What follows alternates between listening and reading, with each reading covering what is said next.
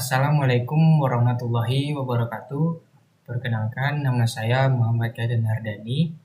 Saya mahasiswa Universitas Muhammadiyah Yogyakarta, NIM 202401408182. Saya dari kelas D, Prodi Teknologi Informasi. Tujuan dari pembuatan video ini saya buat untuk memenuhi tugas UJP 3, mata kuliah Al-Islam dan Kemuhammadiyaan 2. Jadi dalam video ini saya akan menjawab 5 dari 6 pertanyaan yang telah diberikan yang berkaitan dengan prinsip-prinsip ibadah, zakat, puasa, serta hukum-hukum di dalam Islam. Semoga penjelasan yang saya akan jelaskan ini bermanfaat dan dapat menambah pemahaman saya tentang ajaran Islam. Oke, langsung saja pada pertanyaan pertama, yaitu jelaskan tentang prinsip ibadah dalam Islam. Jadi, ibadah dalam Islam itu bersumber dari Al-Quran dan hadis. Jadi, ibadah bukan hanya sekedar tentang amal-amal ritual seperti sholat maupun puasa, tetapi juga mencakup seluruh aspek kehidupan dan jika diniatkan karena Allah Subhanahu wa Ta'ala.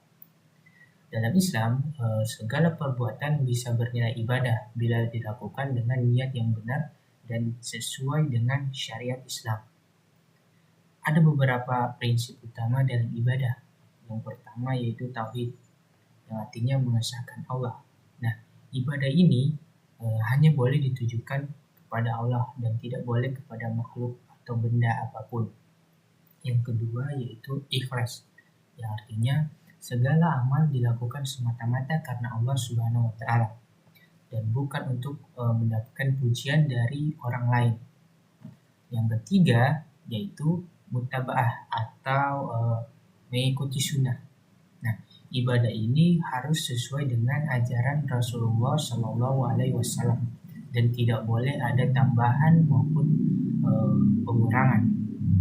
Yang keempat ilmu, yang artinya beribadah harus berdasarkan pengetahuan yang baik dan benar agar tidak menyimpang.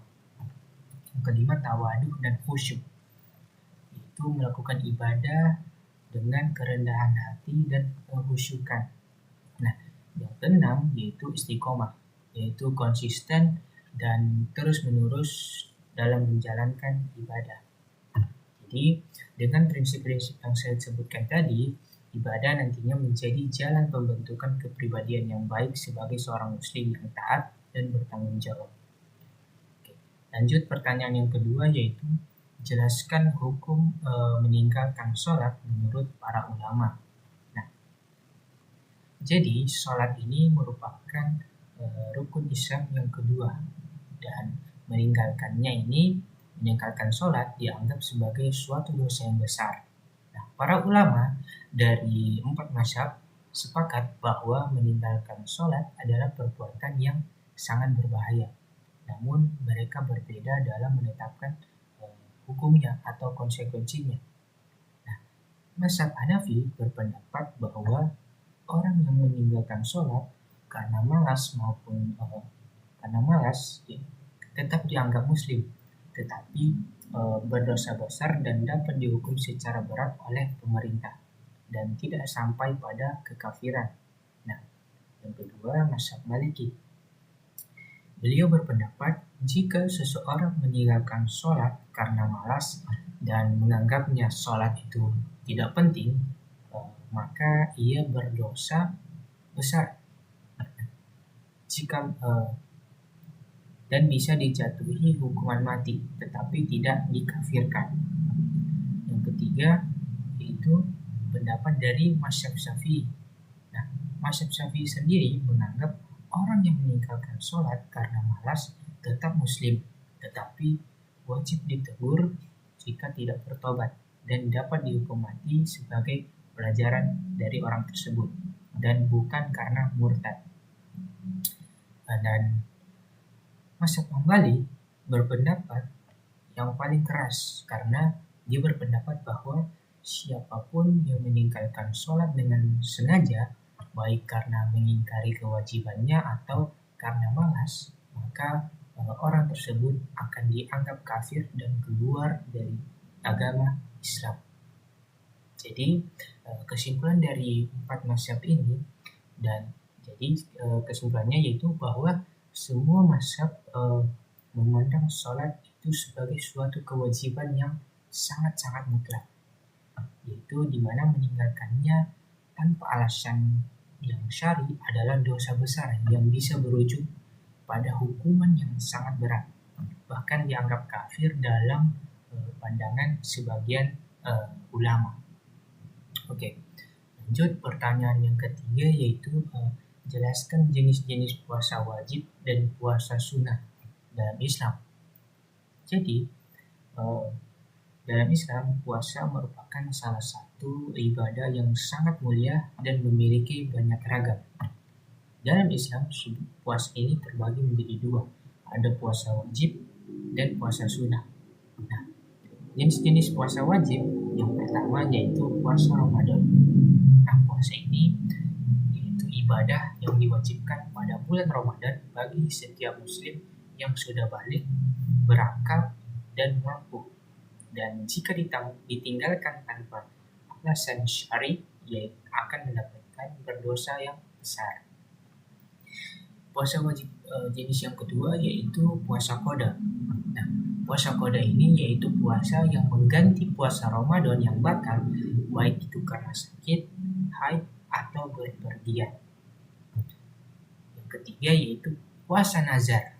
Nah, puasa nazar ini yaitu jika seseorang bernazar untuk berpuasa, maka dia wajib untuk menunaikannya.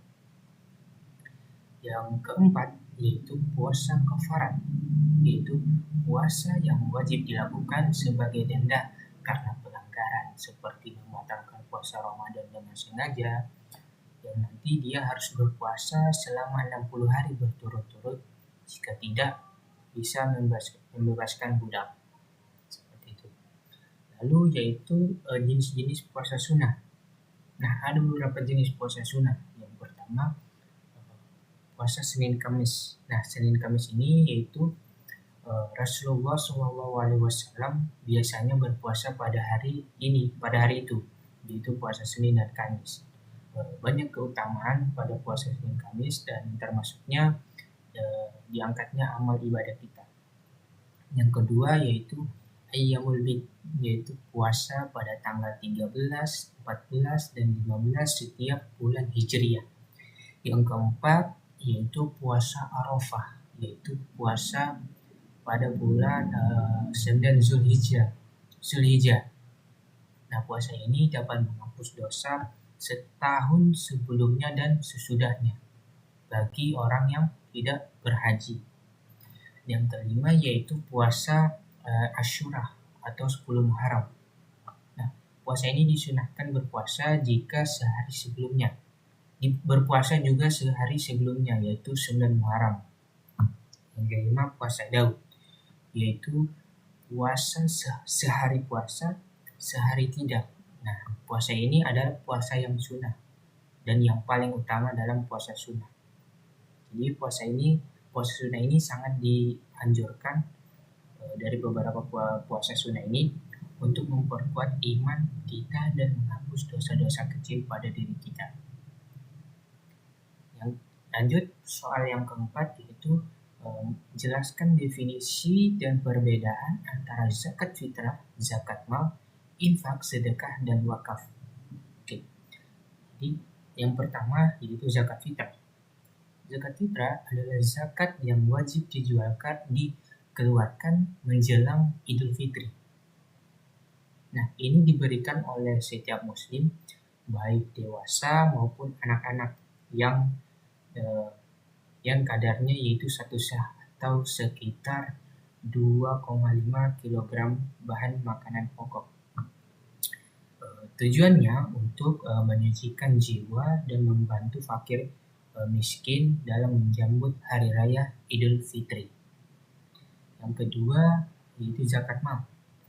Kalau zakat mal yaitu zakat atas harta benda yang telah mencapai nisab dan haul, seperti emas, uang, hasil pertanian, ataupun usaha-usaha yang ada.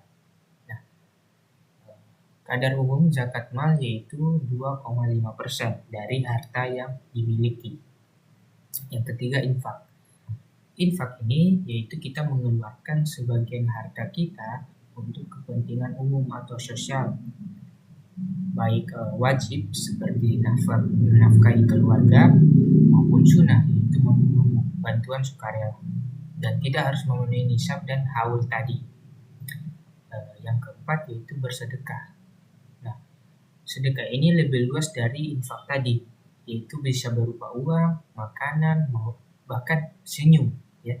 Jadi hukumnya ini sunnah dan dianjurkan setiap saat atau setiap kapanpun ketika kita mempunyai uang, makanan, bahkan kapanpun itu. Yang kelima yaitu wakaf. Nah, wakaf ini yaitu menahan pokok harta seperti tanah ataupun bangunan dan menyumbangkannya hasil atau manfaatnya untuk kepentingan umum seperti membuat masjid, sekolah, maupun panti asuhan. Nah, wakaf ini bersifat abadi dan tidak boleh dijual atau diwariskan. Nah, dari beberapa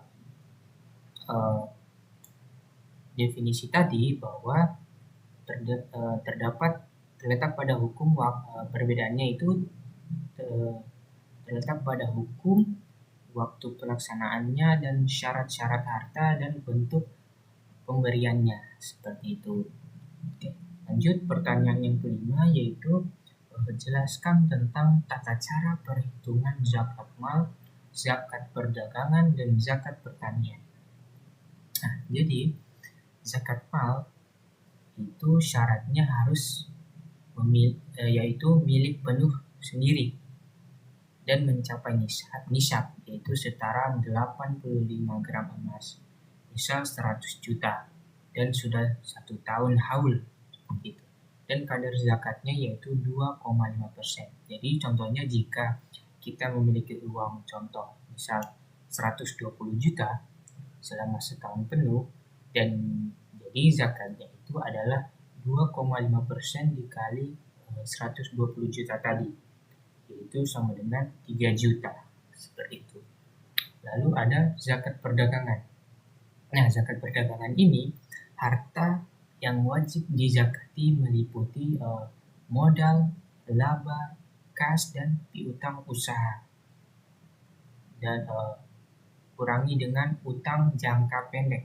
Jadi jika hasil akhirnya itu melebihi dari nishab yaitu 85 gram emas, maka zakatnya itu 2,5%. Jadi contoh misal total kekayaan usaha yaitu 150 juta.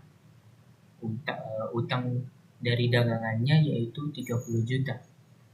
Jadi dia dapat bersih 150 juta dikurang 30 juta yaitu 120 juta, maka zakatnya yaitu 3 juta rupiah, seperti itu. Lalu ada zakat pertanian. Nah, zakat pertanian ini yaitu nisabnya 653 kg gabah atau setara. Lalu jika menggunakan air hujan atau sungai gratis, maka zakatnya 10%.